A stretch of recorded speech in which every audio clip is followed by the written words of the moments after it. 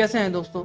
मैं हूं नवाज खान और आप देख रहे हैं मेरा यूट्यूब चैनल सामिर खान व्लॉग। दोस्तों, पिछले व्लॉग में मैंने आपको बताया था कि अरब लीग ने मिलकर सीरिया के शहर दमिश्क में एक दफ्तर बनाया था और उसमें अरबों ने मिलकर ये तय किया था कि हम इसराइल को किसी सूरत तस्लीम नहीं करेंगे, बल्कि इसराइल को जिंदा ही नहीं रहने देंगे।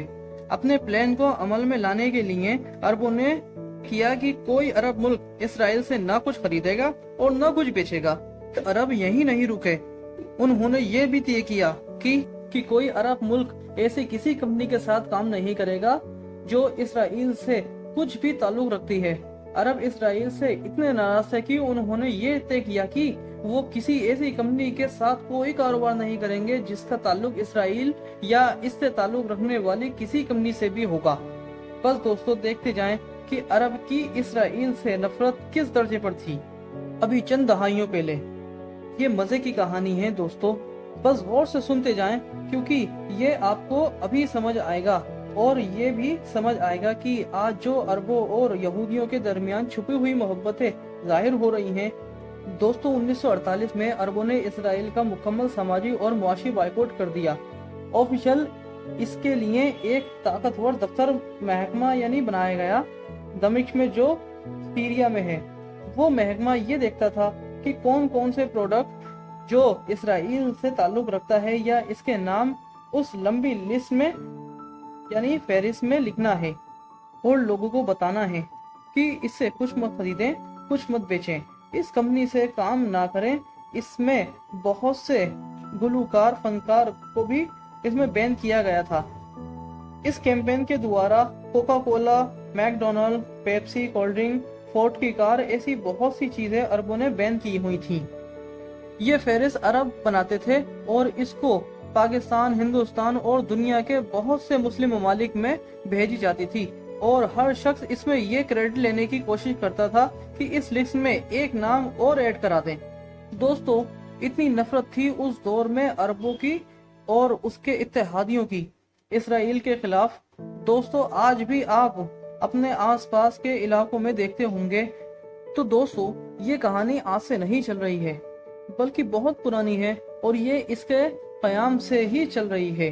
तो दोस्तों, ये बायकॉट चलता रहा, इसमें सख्ती आती रही और अरब ये पॉलिसी अपने गैर अरब दोस्तों और अपने इत्तेहादियों में भी भेजते रहे ताकि मुसलमानों और इस्लाम के नाम पर लोग इसमें शामिल हों। और बहुत से इस्लामी ममालिक ने तो इसराइल को वैसे ही अपना दुश्मन समझा जैसे अरब समझते थे और कुछ ममालिक आज भी समझते हैं। दोस्तों, ये सिलसिला यूं ही चलता रहा और फिर वो वक्त आया जब शाह फैसल वजीर खारजा से सऊदी अरब के बादशाह बने। दोस्तों, अब ये वो किरदार है जिसमें ये कहानी शुरू हुई थी। सऊदी अरब का वजीर खारजा शाह फैसल नहीं था बल्कि अब वो बादशाह बनकर एक ताकतवर शख्सियत बन गए थे। अरब में अब एक ऐसा शख्स सऊदी अरब का हुक्मरान था जिसके हाथ में वो बटन था जिसे ऑन या ऑफ करके वो यूरोपीय दुनिया की नींदें हराम कर सकता था। ये बटन था तेल को ऑफ या ऑन करने का। दोस्तों, मैं बात कर रहा हूँ 1964 की। किंग फैसल बिन अब्दुल अजीज शाह फैसल ने सऊदी अरब के क़याम में और इसराइल के खिलाफ अरबों की पूरी मुहिम को लीड किया था, आलमी सिफारती मुहाज पर भी और जंग में भी।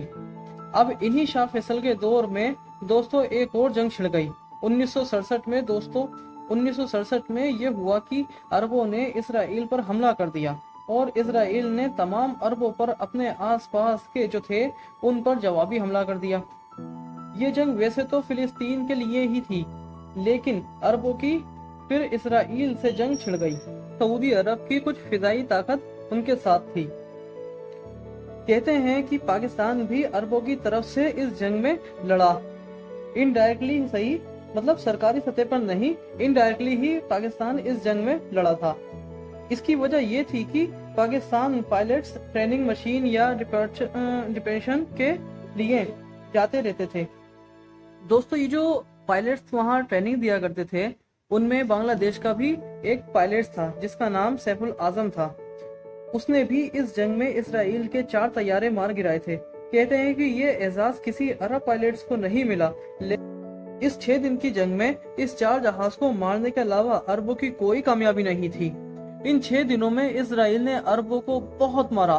वो मार पड़ी अरबों को पड़ी, इतनी कुटाई लगी कि इस जंग में मिस्र, सीरिया और इन जैसे और अरब देश इजराइल को खत्म तो क्या करते, बल्कि अपना बहुत सा इलाका इजराइल को दे बैठे।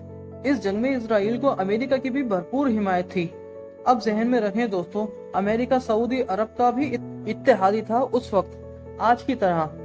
फिर भी वो इस जंग में इजराइल की हथियारों और पैसे से मदद कर रहा था। इस पर अरबों और शाह फैसल के पुराने जख्म ताज़ा हो गए जब अमेरिका ने यूएनओ में वोटिंग के जरिए इजराइल को मान्यता दी थी। वो जख्म ताज़ा हो गए। अरबों को इस शिकस्त से इतनी तकलीफ पहुंची कि इंतकाम की आग अंदर ही अंदर सुलगने लगी। वो इजराइल के खिलाफ एक और जंग की तैयारियों में लग गए। 6 साल उन्होंने इस जंग की तैयारी की। इस तैयारी के दरमियान मिस्र के सदर जो थे अनवरुल सादात और शाह फैसल में मुलाकातें भी हुई और ये तय पाया कि अगली जंग में अगर अमेरिका ने इजराइल की कोई भी मदद की तो अरब ममालिक जो तेल पैदा करते हैं वो अमेरिका का तेल बंद कर देंगे, यानी तेल को बतौर हथियार इस्तेमाल करेंगे। तो दोस्तों 6 बरस की तैयारियों के बाद, पूरे 6 साल बाद, पूरी प्लानिंग के साथ 1973 में अरबों ने इसराइल पर 2 तरफा से हमला कर दिया। लेकिन बहरी जंग यानी समुद्री लड़ाई में अरब इतने ताकतवर नहीं थे, मतलब कमजोर थे। तो इस जंग में भी यानी अरब इसराइल की जंग में शाह फैसल अपने इत्तेहादियों के साथ थे। अगरचे उन्होंने अपने इत्तेहादियों की मदद के लिए कोई बड़ी फौज नहीं भेजी थी, बस कुछ ही फौज भेजी थी, लेकिन वो अरब नेशनलिज्म की बुनियाद पर पूरी तरह से अरबों के साथ थे, यहूदियों यानी इसराइल के खिलाफ लड़ रहे थे। तो दोस्तों जैसे जंग शुरू हुई और यहूदियों को मार पड़ने लगी, उनकी कुटाई खूब होने लगी, तो एक बार फिर अमेरिका मैदान में कूद पड़ा। खामोशी से, चुपके से उसने चुपके से खुफिया तरीके से बड़े बड़े जहाजों में असलहा भरकर इसराइल में पहुंचाना शुरू कर दिया, जिससे अरबों के खिलाफ इसराइल को ज्यादा ताकत मिल गई और वो भारी पड़ गए। अब शाह फैसल और अनवरुल सादात इस पर तिल मिला उठे। वो इसराइल के हाथों अपनी जमीन गंवा चुके थे, जंगें हार चुके थे और अब तीसरी जंग भी हार रहे थे। तो अरब नेशनलिज्म की अना पर ये एक कारी ज़रब पड़ गई थी, और ये इतनी बड़ी ज़रब थी कि सदियों से इतनी बड़ी कभी कोई ज़रब उन्हें लगी ही नहीं थी। तो अब उन्होंने वही किया जिसका कि वो तय किए बैठे थे। उन्होंने शाह फैसल की क़यादत में अमेरिका समेत उन तमाम रियासतों का तेल बंद कर दिया जो इसराइल की हिमायत कर रहे थे। इन मुल्कों में अमेरिका और बरतानिया तो थे ही, लेकिन साथ में जापान और हॉलैंड भी साथ में आ गए थे, क्योंकि अमेरिका की दोस्ती में ही इसराइल की हिमायत कर रहे थे वो। जब तेल बंद हुआ तो इन सब ममालिक के और खास तौर पर अमेरिका के छक्के छूट गए। अमेरिका स्टॉक मार्केट क्रैश कर गई और गाड़ियां बेचने वाली कंपनियों की सेल जमीन पर आ गई। अमेरिका में सरमायादारों के पसीने छूट गए। जापान सहित वो सभी ममालिक जो अमेरिका की वजह से ही इसराइल की हिमायत कर रहे थे, वो अमेरिका पर ही चढ़ गए कि तुम्हारी वजह से ही हम इस अजाब में आए हैं, अब हमें तुम ही निकालो। तो अमेरिका के लिए एक सिफारती इंटरनेशनल सतह पर वजीर खारजा का मसला बन गया था। तो दोस्तों अमेरिका की तारीख में ऐसा सख्त वक्त कम ही आया है। इनका तेल बंद हुआ तो जैसे उनका अपना तेल निकल गया हो। इस मुश्किल वक्त में अमेरिका के काम आया इनका जीनियस वजीर खारजा हेनरी किसिंजर। उसने यहूदियों से मिलकर शाम और सीरिया से बात करके और अरबों से बात करके 5 मंथ में ही मार्च 1974 में ऑयल एम्बार्गो यानी तेल की जो बंदिशें थीं ये खत्म कराकर तेल की सप्लाई चालू करवाई।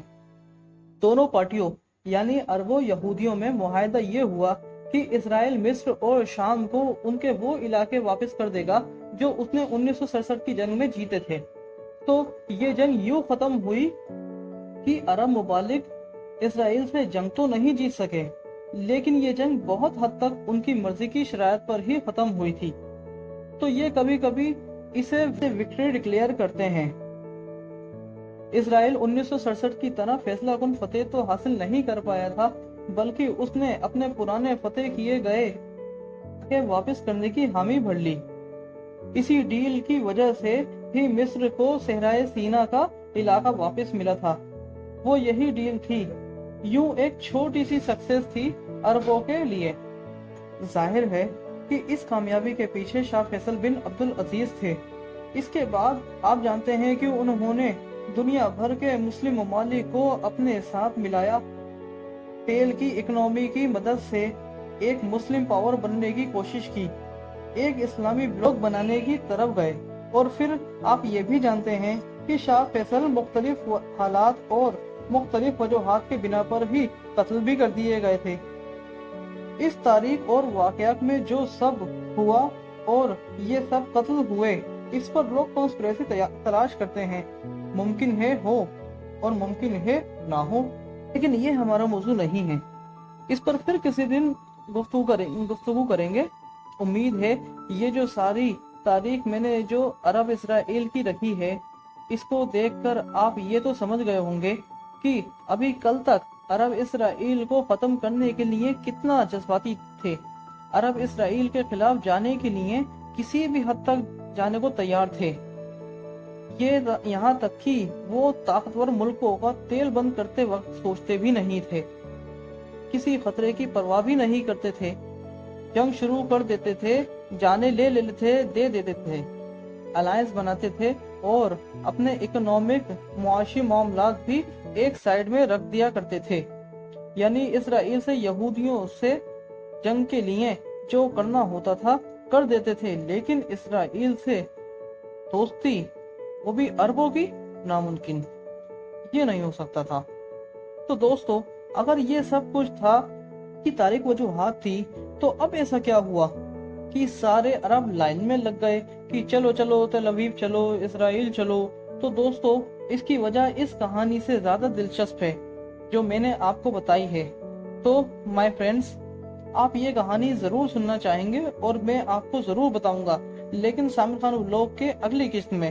दोस्तों, अगर आपको मालूम है कि अरब दुनिया इसराइल से दुश्मनी की जगह अब दोस्ती की तरफ क्यों बढ़ रही है, तो कमेंट बॉक्स में जरूर बताइए।